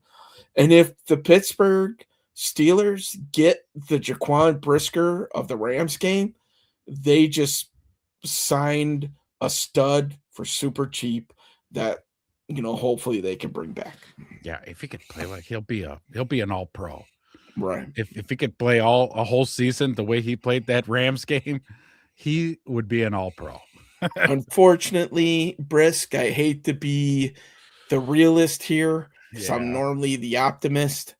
That field might have put some of these other guys on the same level as you in terms of speed. Just throwing that out there. So, keeping it real, just keeping it a buck around here. That's how we do it on Everything Bears. We keep it a Billy Buck Bean. Mm-hmm. And don't get me wrong, if we, get on a hype train early, we're going to ride that. Go back and watch the early shows. There were 2 guys I know that were pumping up the Caleb Williams hype train. We were in the engine with those little conductor hats on, tooting the horn. Boo, boo. Let's go.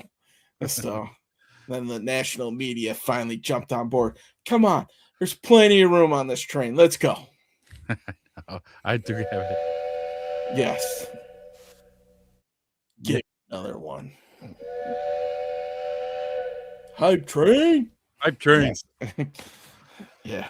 So, yeah, the roster's going to be interesting, man. I mean, I have a feeling that it's going to change quite a bit. There's got to be a few moves up their sleeve that they're planning on shifting players around, going from there. There's got to be a few things based off of where the roster is sitting right now. You got to think that they have a couple of ideas to fill some holes with the guys on the roster right now. and the draft will, see if you can fill certain holes. I don't think you're going to be able to fill them all, though. We'll see. So that's always a thing, right? That always seems to be kind of a theme. You're not going to fill all the holes in one off season, Mhm. and we seem to find we're back there again. Yeah. Boy, it seemed like that was a quickly developing thing where you're like, okay, we're a pass rusher away, and then all of a sudden you start digging into it, and you're like, we're more than a pass rusher away. You forget about the free agents, you forget about the trades, the people that might retire, a la Dahlman, right? And then all of a sudden those holes become glaring, and the free agents don't come back that you thought were going to come back. And then all of a sudden you're like, oh, wow, we have a lot of holes. Imagine that secondary if we had Colby and Kevin Byard back there. Holy cow. I mean, we'd be stoked right now, but Yeah, it just wasn't in the cards. yep, yeah. This is a fact statement here. Mhm. Definitely said that all season long. I think we all felt that way. If we could just have, please, can we just have a defense that's mid? Just a mid defense, and we'll be in great shape. Yeah, didn't need a top 10, but a top 16 would have been nice, even if we were 16. And so Yep. But the we couldn't- turnovers really covered up a lot of blemishes on this defense. Like, big time. I mean, without those turnovers, it'd be like when you take the beer goggles off, like Coyote Ugly, like, oof. Yes. Oh, God. Why am I stuck? I need to start chewing my arm off. Where are my pants? I need to go. I need to get Yes. out of here. Where's the nearest window? Well, we got like 30 minutes left in the show. 9 of you, 12 of you popping in and out. Do you guys want to just crank out a fast basic draft?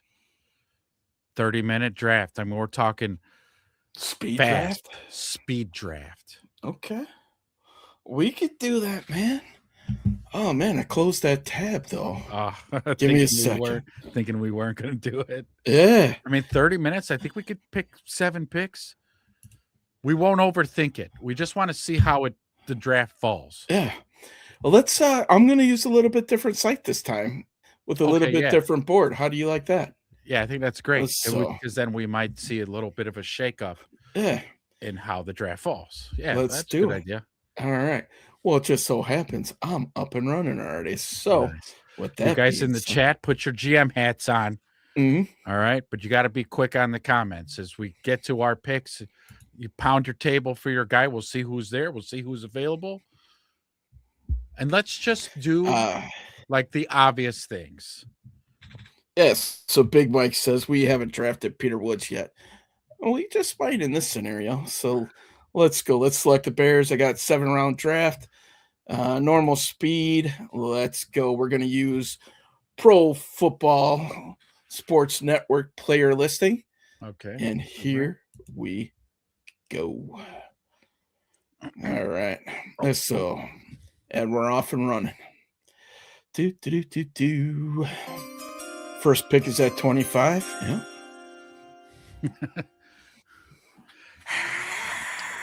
Dylan Thieneman is gone already. Yeah. Damn.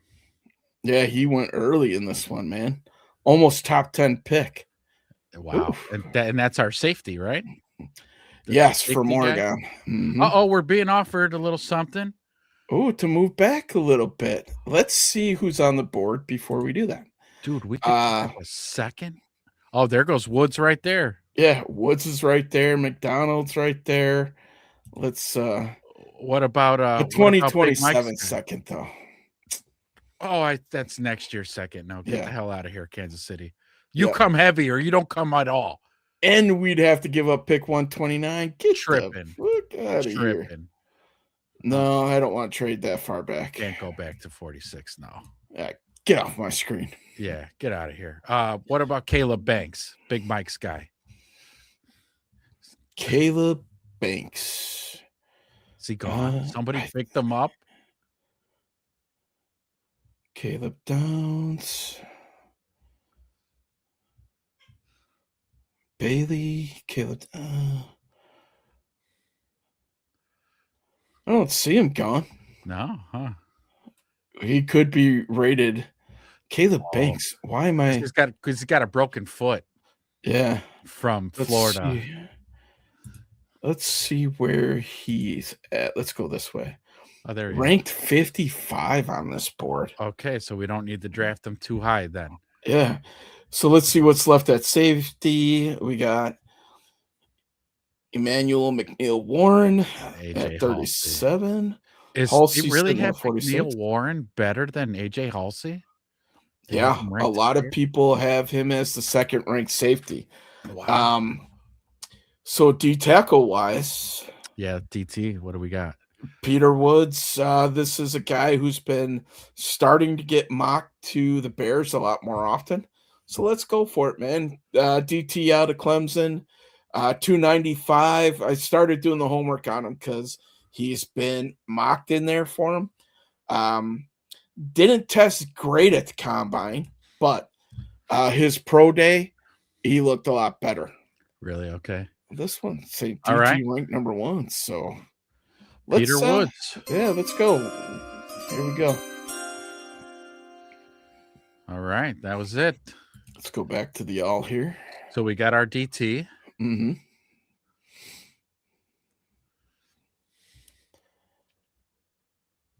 Next pick is at 57. Zion Young just went at 40. Damn it! Warren just went. We got a big D tackle sitting here. AJ Halsey. Let's see if he holds out for us. Come on, AJ Halsey, stay there, baby. You bitch, Lions. Fuck! All right. So. Oh, God. Right before our pick. Mm-hmm. Sure, gasses. We got Traydon Stukes there, who is getting a lot of buzz for a safety. He's been mocked to the Bears quite a bit. Done the homework on him. So he's sitting there. Chris Brazel. Let's see if this would be a Ben Johnson surprise pick here. 6'5", 200 pounds. Ooh. Yeah. We'd have like the Twin Towers roaming this guy. Instincts. He's blue chip. Agility. He's elite. Explosiveness. Elite. Long speed. Elite. Testing and comps ran a 4.37. Ooh. Small hands though. So. It's possible. It could be a thing. What do we have at edge? Defense, edge. Mason Thomas, DDS is sitting there at DDS 96. is there. Yeah. Who we could probably pick up in the next round, or maybe a Derek Moore. Okay. So you think DDS will be there next round? Possibly. Okay.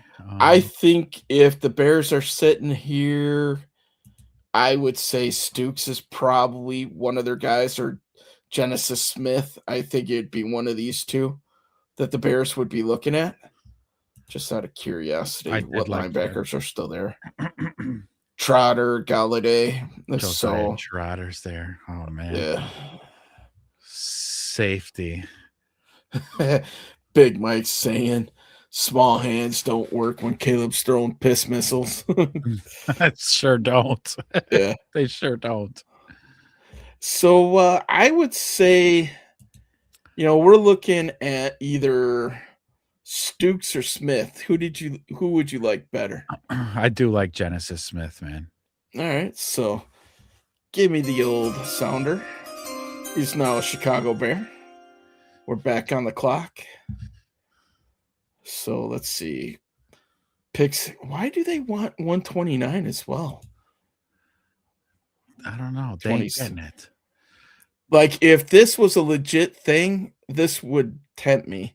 A second for next year, because next year's draft is supposed to be a lot better than this year. All right, so far we got Woods, we got our safety. Let's go back to edge. Let's see what we have. Next picks are 60 and 89.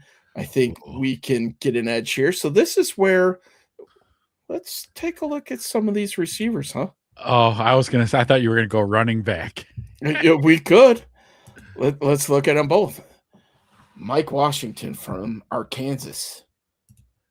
Supposed to be a burner.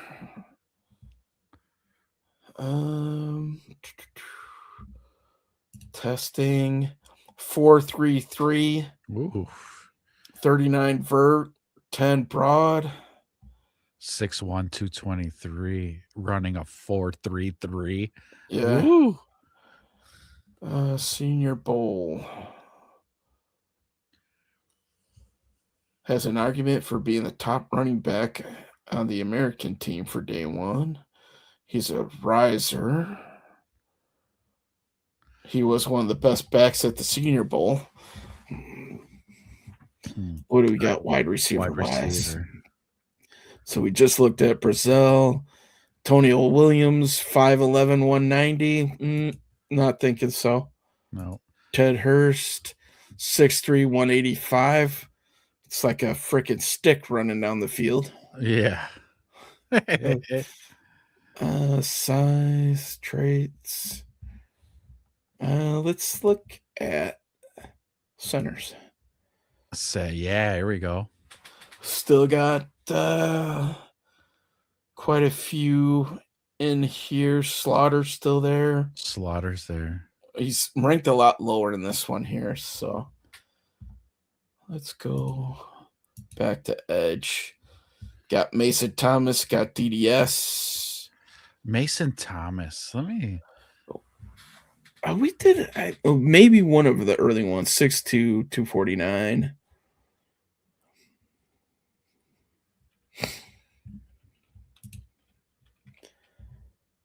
So explosiveness, blue Mason chip. Thomas, Oklahoma. Yeah. Where's Agility, where's Christopher when you need him? All right. Motor, blue chip. Balance and leverage, elite. Pursuit, elite. Above average. Power. Play strength, a little bit below average. Size score, below average. Oh, this is kind of a cool chart. Oh, yeah, there you go. I've seen this chart before. Mm-hmm. An RPG chart. He's fast, yeah. Lacks a little bit of power and strength. But that's not a DA guy. No. What does the chart look like for DDS?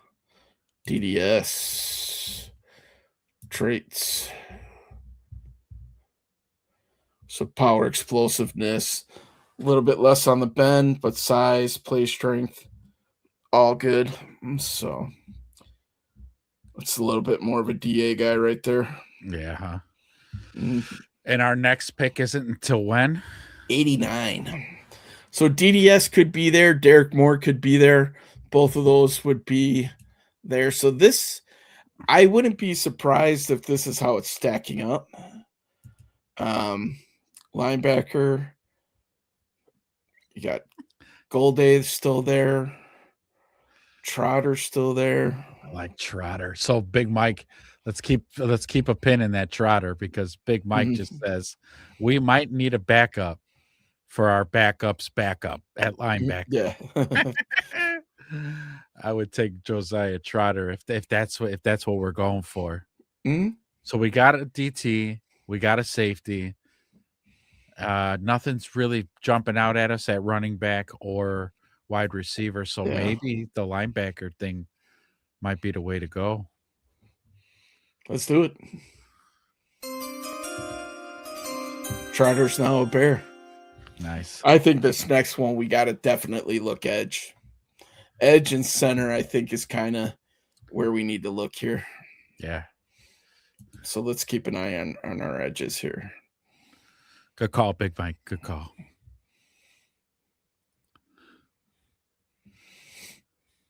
Get a little bit of NFL blue chip in there.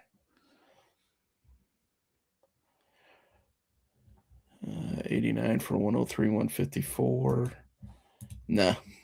Nah. So DDS is there. Oh, Um, based off of what I'm seeing, that's most likely where they would go, if I had to guess. So for us, I think that's a no-brainer, right? With DDS. DDS. Yep. So if they like Derek Moore, I think Derek Moore is more of a physical guy. He's probably a higher floor guy, but I think DDS is a higher ceiling guy. And so All right. so next pick is at 129. So we're probably thinking center, maybe another DB, wide receiver, could all be in the mix. I'm guessing Bears would be looking center here. I agree. Yep. If we're kind of just going for the obvious thing, I think you're right. Mm-hmm. Yep.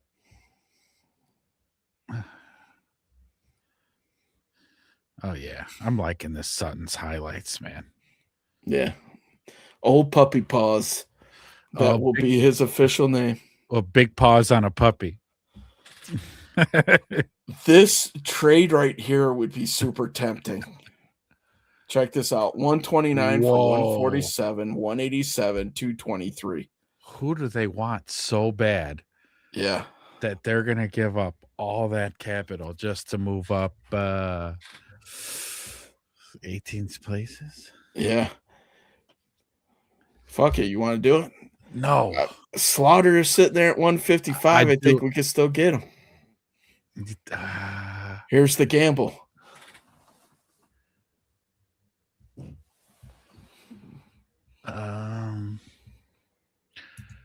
What are you looking at? Who else? Say Slaughter isn't there. You're looking to see who else would be? Yeah. Pat Coogan would probably be the next guy for me. The kid from Iowa's already gone. K-State's already gone. Big Mike wants us to do it, man. Let's do it. What the hell? Yeah, okay. All right. We just picked up some more ammo. We did, yeah. Damn. 2 extra picks. Mm-hmm. Let's see. We're pretty close to making this pay off. I think we pulled it off here, boys. Nice. So this is where we would take Slaughter. Bam. Bam. Next pick's at 187. Oh, yeah. So an extra pick here. We could double down at edge, tackle. We could look at running backs. We can look at wide receivers. We could look at a good tight end, blocking tight end. Tight end. Yeah, we'll take a quick scan on all those positions, because really, right, with the extra pick, we can go running back, wide receiver, tight end, corner, another linebacker. We got the Don on here, who's supposed to be the big run stuffing D tackle. Peter Woods would be the penetrating tackle. This would be an interesting pick for the Bears here. So Don 6'1", 335, bigger run stuffing tackle. Yeah. Have him up there with Woods. Let's take a look at. And this would be like what Pulse likes to do. Remember, he drafted Jervon Dexter and Zach Pickens. So he did go he did double down on DT one time. He might do it again. And I do remember I liked Corleone's tape. Yeah. The Don. Yeah. Let's look at you're looking at tight ends. Mm-hmm. So Marlon Klein, watching a little bit of tape from him actually today. I was, because he's a Michigan guy. He was talking about Colson Loveland, and he's supposed to be rated as one of the top blocking tight ends in this draft. He talked about how he was behind Colston Loveland. Loveland was the receiving tight end, so he had to figure out some way to get on the field, and he said blocking was the way to do it. and that's what he specialized in. And that's what's going to get you on the Bears, young man. Yes, exactly. So Because we do need another tight end. we Because do. with Durham Smythe being gone, this Mhm. makes sense. I'm watching his highlights, dude. This kid is actually War number 17, right? 17. Yes, sir. Yeah. He's kind of, he's a threat in the pass game too. He's no slouch in that Mhm. shit either. Kind of looks like another Colston Loveland. Let's not get crazy here, but okay. I mean, yeah, a 5th round Colston Loveland. Oh, here he is blocking. Okay, then now they're showing some blocking highlights. This kid's, you know what? Because we made the trade and picked up an after captain. Join your old college teammate, buddy. Yeah. Welcome to the Bears. I don't need to see no more. Because we do need a tight end.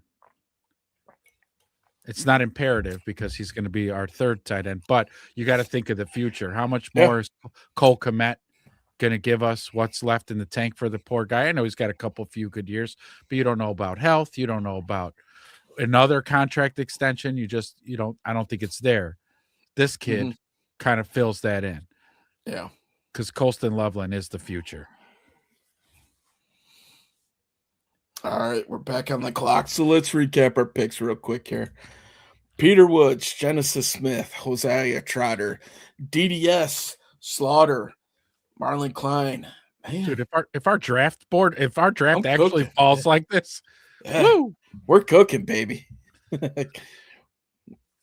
So here, you're probably you're diamond in the rough type of. We got 3 picks in round 7 here, so let's go. Any wide receivers that we've scouted out that we liked? Studervant.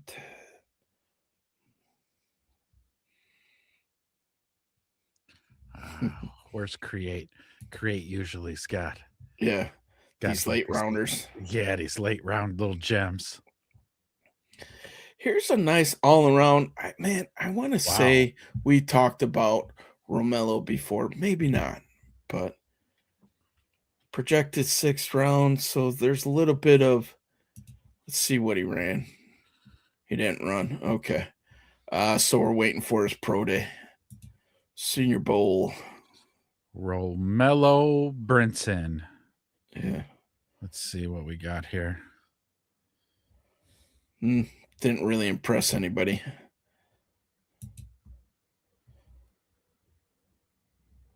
Interesting. And he didn't run? No, waiting for the pro day.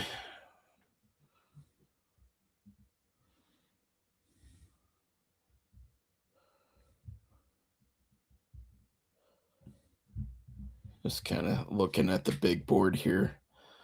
Andre Fuller, another DB from Toledo. They've been a DBU lately. RAS score 9.19.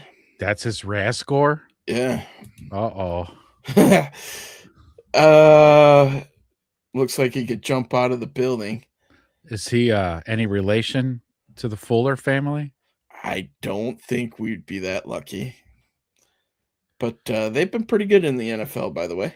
They have. Yeah, Fuller brothers have done pretty well. It's athletic, 4.49 40, so didn't run great.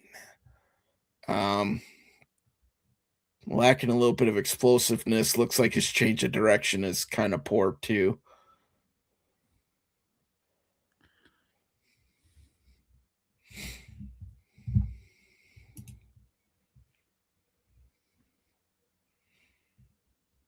Yeah, it looks like before he ran, he was mocking a little bit higher. So it looks like he might have been one of those draft fallers. I don't know. You gotta think too, though. So we're in the 7th round, and let Al Harris get his hands on some of these kids. You don't know. But let's see what else we got. You're on defense. Oh, you're on defense. Looking at this is the overall, just all defensive players. Cameron Ball, Jaden Kennedy. Man, this name Why sounds does this familiar. name? Why does that sound familiar? Yeah, I'm sure we looked at him before. Ole Miss to Oregon. Who? He's just a little guy. Maybe this is the guy we looked at. Yeah. Is he like a nickel? Mm-hmm. Or is he an outside corner? No, he looks like an interior. He looks like an inside corner. He is, yeah, nickel. Which we'd probably need as well, especially if they're going to move Kyler.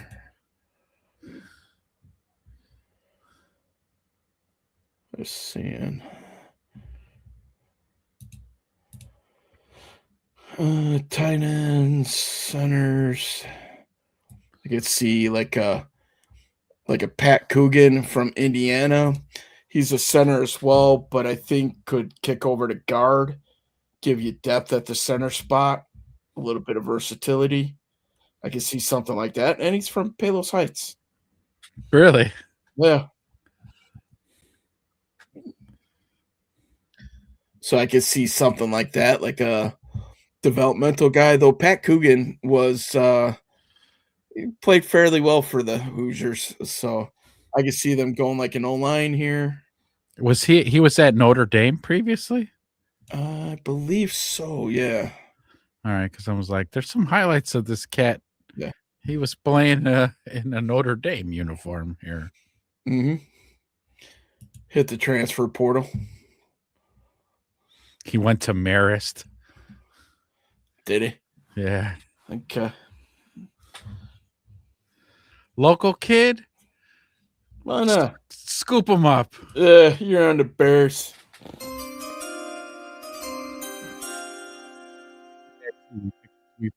We pick hometown kids. We like doing that. Yeah, it's a good story. Something to it, man. They're gonna give their all. Mm-hmm. They grow up Bears fans when they get drafted by the Bears. It's like a dream come true. Noah Whittington, I think we worked him up once, late round running back for Oregon. From Oregon? Okay, let's see. Noah Whittington. 5'10", 203. He's got the same hair as our boy, Kyle. Yeah. Looks like it. Didn't run, so I don't have that. His tape will show me how fast he is. Not bad. 129 carries for 829 yards, 6 tutties. Oh my God, he runs like Manungai too. Yeah. Holy cow, they couldn't tackle him. And then he took it to the house. Wow. He does look like Manungai for real. What's his size? 5'10", 203. He's just not as muscly. Yeah. Not as making house calls though. He didn't run a 40? No, probably waiting to pro day. Dude, he's making house calls. That's all he's doing is house calls. Guess what? He's on the Bears now. Let's go. And at this point, we go to take the best kicker on the board, Dominic Zavada from Michigan. No, we should look for that guy, though. Seriously. Yeah, hold on. What's his name? Don't know yet? No, but I like to say he's from, like, University of, like, San Antonio or something like that.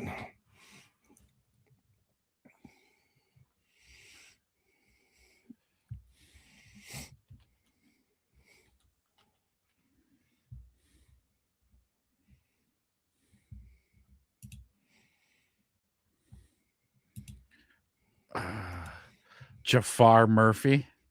Jafar, huh? What a freaking... Did Duke come out of the Cave of Wonders or what? Uh-huh. Grant my wish, genie. I want to be the best kicker in all of the world. Yes. Yeah, with the parrot. I don't see Yago. Was it that Yago, the parrot's name? Yeah. I don't see Ejection Jafar on our season. list here, buddy. So it's Jafer. It's spelled weird. Jaffer. Nope, I keep on getting Atticus Oh, Sappington. With a perfect. name like Atticus, the dude's got to add up to something, right? He's got to add up to some. Badooch. Eh. Thank you, Peanut Gallery. Thank you. We're making Atticus jokes. He's a kicker from UTSA. So not only was he making 70-yard field goals, he also ran a 4.5. Mm-hmm. Probably already got picked. Maybe. Well, sorry, Jafar. We're You're not going on the down. list. Well, what's Zavada's leg look like? Can he boot him? Can he make a 60-yarder? Yeah, you can make a 60-yarder. Oh, yeah, let's go. Mm-hmm.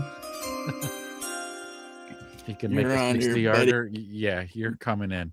Santos needs a little fire in his his ass. And he's not going to be able to outkick you, kiddo. So I think you got the job. You just got to prove it. Yeah, you just got to be accurate. Yeah, consistency. I'll give Cairo. I'll give him that. Okay, he is consistent, but don't expect a deep kick from him. All right. I'd be okay with this draft. Peter Woods, Genesis Smith, Trotter, but can he dance? Don't know. Joe Trotter. DDS, Slaughter. DDS, Slaughter. Coogan. I think, man, I kind of like that. I'd take it. Did they give us a grade? Let's see.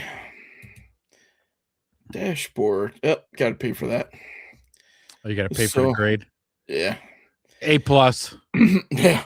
Bucket. Super Bowl. Yeah, Super Bowl. You got it. That's what we do here. That was good. I'll take that. Yeah, not a bad draft. Attacked a lot of areas. Got younger, got faster for sure. Built some depth. Probably, got a possible heavy rotation guy in the 5th. Or was that maybe even the 6th at that point? So, dude, I like it because here we go. Our first 1, 2, 3, 4. Our first 4 picks are getting playing time. They're contributors. Yep. First 4 picks. Slaughter, hopefully he's going to be a developmental piece. Hopefully he doesn't have to see the grass. He could just learn the center position, do that. But then the tight end we picked from Michigan, he's seeing the field. Yep. Especially with all that 13 personnel. Yep. Yep. And then Coogan would be a depth piece. A nice depth piece who can maybe move around a little bit, the interior. And then the running back, he can maybe make the roster, be a special teamer. Yep. Or maybe even a third down option or third running back option. Sorry. Yeah. Special teams, I think, is where you'd have to make it for sure. Yeah. And then Zavada. Get Cairo Santos the hell out of town. Get old noodle legs. Sorry, buddy. Yep. Sorry, man. We're sauced. This team's arrow's going up, buddy, and you're holding us back. Okay. We need somebody who can make a 60-yard field goal. We shouldn't have to be going on 4th and 1 all the damn time because you can't make a long field goal. Yeah, I think if we came out of the draft like that, I would be quite pleased. Yeah, absolutely. The $1 million question would be, what would DDS be able to offer? I think, coming out the bat, I think he would be compared to Austin Booker. Yeah, huh? And then kind of go from there. I mean, if you're getting the same production out of him as you are Booker in year 3, I think you might be onto something. Yeah, correct. Yeah. So, okay. Nice. Little speed draft. I like it. That was a speed draft. That was totally fun. We were able to knock it out in 33 minutes. Nice. Nice. If only the real draft was like that, huh? Well, damn good show. Felt good being back in the chair, man. Felt good being back in the chair. So Well, we'll be back Sunday morning. Thank you all for showing up, chatting as usual. Thank you so much. If you guys are new by chance, hit like, hit subscribe. All of our socials are in the descriptions. Follow us on TikTok, follow us on Twitter, do all that good stuff. But until next time, Peace.